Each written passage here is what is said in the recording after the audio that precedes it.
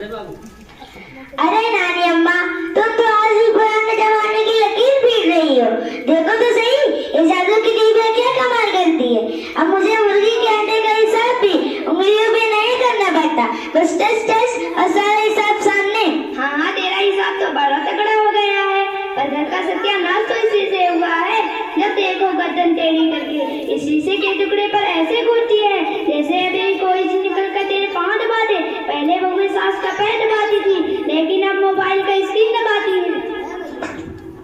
अरे नानी, चटी थोड़ी ना हिसाब करती हैं, ये तो इंस्टाग्राम पर देखती रहती हैं कि पड़ोसन की भैंस ने आज कितना दूध दिया है, फ्रिज लेके दही बन जाती हैं। चुप करो बंदर की औलाद, नानी तो नहीं समझेगी, इसमें पूरी दुनिया की खबर है।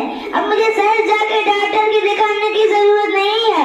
यूट्यूब पर वीडियो देखती हूँ, हल्की वाला दूध पी लेती हूँ, बीमारी छूमंत है। हाँ, तभी तेरे घुटने का दर्द नहीं जा रहा है। अरे कमबख्त, तुम्हारी ये मोबाइल नहीं सूट है। घर की रोसी बहू, पहले बंदे आते थे तो मिठाई लेकर आते थे, अब आते हैं तो सबसे पहले पूछते हैं चाचा है क्या। घर घर नहीं रहा, बिजली घर बन गया। नानी सही कह रही है, कल अब्बा खेत में हल चला रहे थे, चाची फोन पर कह रही थी हेलो जरा टमाटर लेके आना। अब्बा ने गुस्से में बैल की जगह मोबाइल को ही चाबुक मार दिया। हाय अल्लाह, टूटी स्क्रीन करके रियाज कर दी। हाय अल्लाह, ढूंढता कहेगा ना तो इसके फायदे सुन तो सही।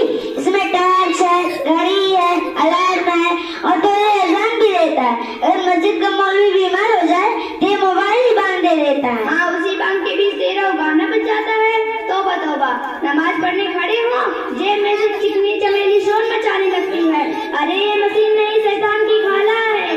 हमारे जमाने में बच्चे मट्टी से खेलते थे तो पहलवान बनते थे, अब मोबाइल खेलते हैं ऐसे सूखे हुए जैसे धूप में भिंडी सूख गई हो। नानी, लेकिन आपको तो पता है सती इस फोन से आपकी बातें भी रिकॉर्ड करती हैं। कल आप सोते में खर्राटे ले रही थी, सती ने वीडियो बनाकर सबको भेज दी और नीचे लिखा पुराने जमाने की ट्रैक्टर स्टार्ट होते है। निकल में जली, तो मेरी नुमाइश लगा रही है। इधर तेरी मनु डब्बा भी झूले में आकर इसके पर कच्चे उड़ाती हूँ। रुको रुको नानी, गुस्सा की करती हो। इसे बाद में भी तो देखो। अभी देखो, मैं इसमें वीडियो कॉल लगाकर तुम्हारी पुरानी सहेली बिंदु मूसा की फोटो दिखाती हूँ, जो अमेरिका वाले बेटे के पास गई है। बिंदु मूसा, वही जिसके सामने के दो दांत टूटे हुए हैं ना? हाँ हाँ वही। अच्छा, जरा दिखा तो सही, अब कैसे लगती है, जरा देखो तो सही। बुढ़ापे में मेकअप होती है नहीं? लो जी, अब नानी भी गई काम से, अब बकरी भूखी मरेगी, नानी अमेरिका की सैर करेगी। देखा नानी, अगर आ ही गई ना लाइन पे, यही तो कहती हूँ कि मोबाइल बुरी चीज नहीं है, बस इस्तेमाल करने वाला सयाना होना चाहिए। हाँ, तो जुबान की बड़ी सियानी हो गई है, आज से कुछ काम होता नहीं। सुबह से मोबाइल, शाम तक मोबाइल, और रात को फोन में लो बैटरी की आवाजें आ रही होंगी। चाची, मेरा गेम ओवर हो गया है, थोड़ा सा नेट ऑन कर दो ना, फायर अपडेट हो रहा है। देखो यही तो कहती हूँ, पहले बच्चे कंचे लट्टू कबड्डी खेलते थे तो चाको चौबंद रहते थे, अब बस अंगूठा चलाते हैं। बाकी जिसमें हैंग हो गया है, मदरसा जाने से पहले लकड़ी की जैसे कमर दर्द के मरीज बन जाते हैं। नानी, साइंस ने भी तो कहा है कि मोबाइल से इंसान जल्दी बूढ़ा हो सकता है, सर दर्द भी हो जाता है, उनका ध्यान भी कम हो जाता है, सड़क हादसे भी बढ़ते हैं। हाँ नानी, सामने वाले गांव के सोनू चाचा ना मोटरसाइकिल को मोबाइल चलाते चलाते नाले में गिर गए, फिर बाद में कहने लगे अरे मेरा तो नेटवर्क ही नहीं आया, बल्कि मैं ही नाले में आ गया। अच्छा भाई, नुकसान अपने जगह, लेकिन फायदे तो भी इतने हैं। इस मोबाइल से मैं कुरान की तिलावत सुनती हूँ, हदीस की किताबें पढ़ती हूँ, बयान सुनती हूँ, सर के मौलाना से कुछ मसले पूछ लेती हूँ, रिश्तेदारों से खैरियत दरियाफ्त करती हूँ, घर बैठे बिल जमा, गैस बुकिंग और बच्चों की ऑनलाइन क्लासें। ऑफलाइन बदतमीजी, बच्चा क्लास के नाम पर गेम खेल रहा है, माँ समझती है कि बच्चा पढ़ रहा है, कैमरा बंद है, माइक बंद, पर ईमान भी बंद है। जी आप ही बताओ, मोबाइल से हम कुरान भी सुन सकते हैं, लेक्चर भी, गाने भी, तो फिर किसका कसूर हुआ? मोबाइल का या हमारे? वाह वाह, अब बच्चे भी तकरीर करने लगे हैं। यही तो वाह वाह, अब बच्चे भी तकरीर करने लगे हैं। अल्लाह ने हर एक चीज का सही इस्तेमाल बताया।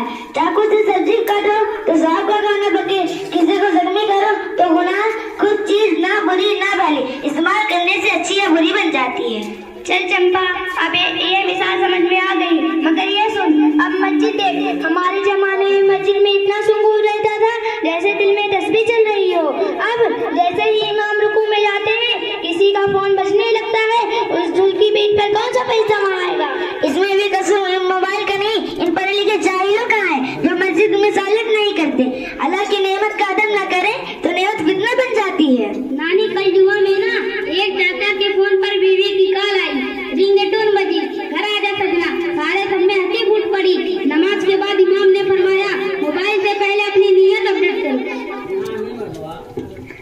और सोशल मीडिया का तो हाल ही अलग है। व्हाट्सएप, फेसबुक, इंस्टा सब में लोग घंटों फिरे ऑडियो वीडियो कॉलों में लगे रहते हैं। ना वक्त का पता, ना इबादत का पता। दो रकात कम, 2 घंटे चीज ज्यादा। हाँ भाई, पहले गांव की औरतें एक दूसरे के घर हालचाल पूछने आती थी।